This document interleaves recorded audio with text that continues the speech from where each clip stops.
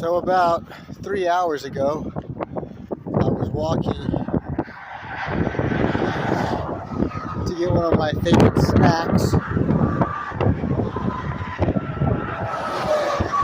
at the Creedmoor store, Creedmoor, and I always walk down the toll road here because they always keep it nice and mowed on the side.